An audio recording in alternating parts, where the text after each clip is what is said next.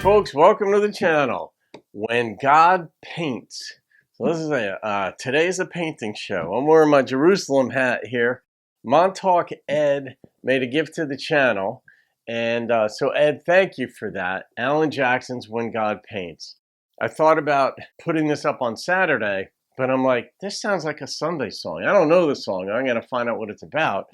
Yeah, so it seems more appropriate, I guess, for a Sunday. Although the Sabbath for Jews is Saturday, Friday sundown to Saturday. At some point, I don't know if the Romans made it over to Sunday, but that's the way it goes, right? God forbid we all have something the same. All right, let's see what God paints. Here we go. You know Alan's going to knock this one out of the park because that's just what he does. When God paints, birds sing.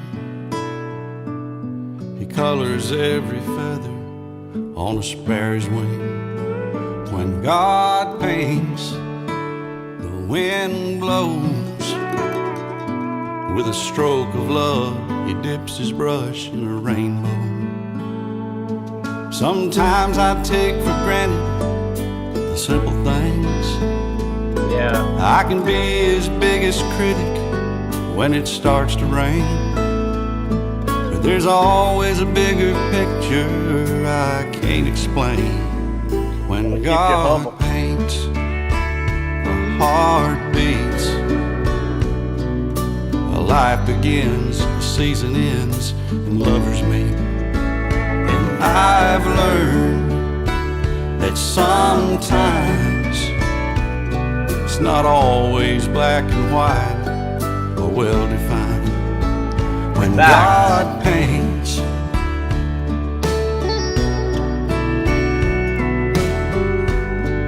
I could have done this on my Thinking Theology channel too. Maybe I will. Sometimes I take for granted the simple things. I can be his biggest critic when it starts to rain.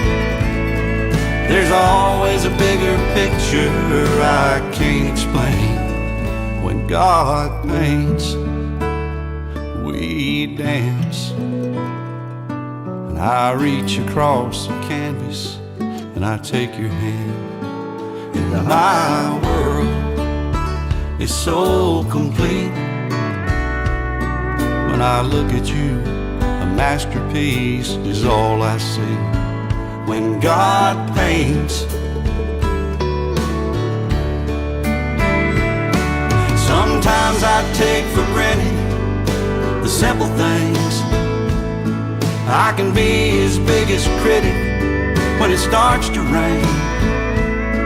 There's always a bigger picture I can't explain. When God paints, I pray I always see the beauty inside the frame. Nice. When God paints,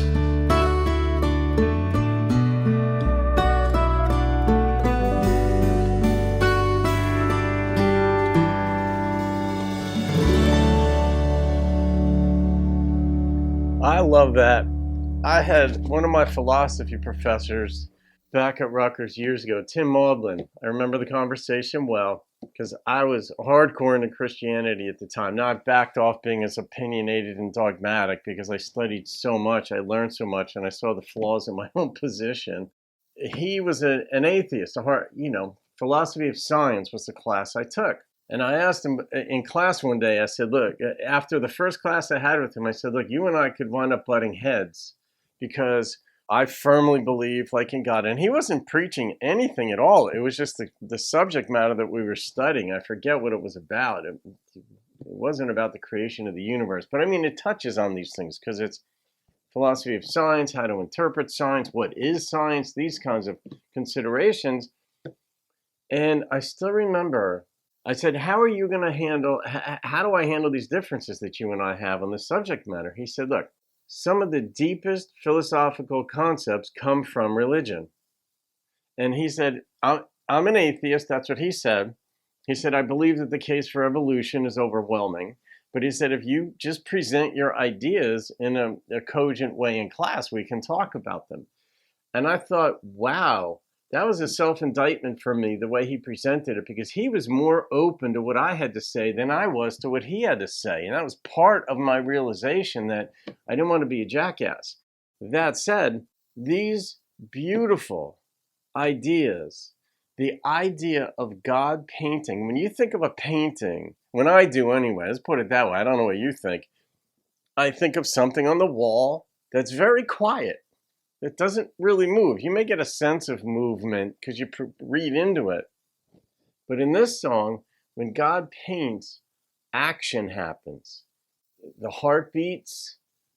When God paints, I think the wind blows.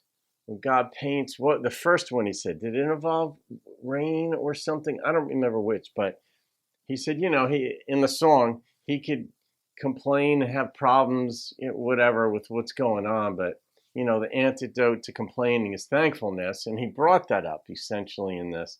But the woman he loves, she's a masterpiece. And I'm like, oh, yes, yes. That's just how we see when we guys are in love, we see our woman as that masterpiece, right? We're pretty simple in ways. Women are very more complicated and frequently more all over the map. And this is what you guys say. I wouldn't know that. I'm not a woman. But women say that. They know, you guys know you spin out. The honest ones will admit that. And most are honest about that like, oh my God, I'm all over the map. And we guys are we're simple. When a guy has a woman that he's just enamored, just in love with, she's a masterpiece. You just look, and we guys wonder, how did I get you? Like we do. Some of those confident among us, and I don't lack confidence, but I mean, I know where I've got flaws, but I'm like, for us guys, we're like, how did I didn't deserve you. I outkicked my coverage. How did that even happen? And maybe you women feel the same way about us guys too. You could speak to that, ladies, but Montauk Ed, that was some good stuff right there. Am I going to rate a song that's about God painting? And I am. I'm okay with it. Yeah, this is more of a creative way of addressing the issue of one person's experience. The number, it's Alan. The number that popped into my head was a 9.4. I was intrigued. I was enthralled. And it isn't because I agree or disagree with what he said. I love that this is his perspective and the way he presented it. It wasn't preachy. It was absolutely beautiful. I can't say that's the way it works or not. I can say I love this song enough to give it a 9.4. Ed, thank you again, my friend. I've been to Israel, Jerusalem. I've been there 12 years ago. It was a heck of a trip. All right, folks. Have a great day. I'll see you on another video. Keep rocking the country. Have a good Sunday.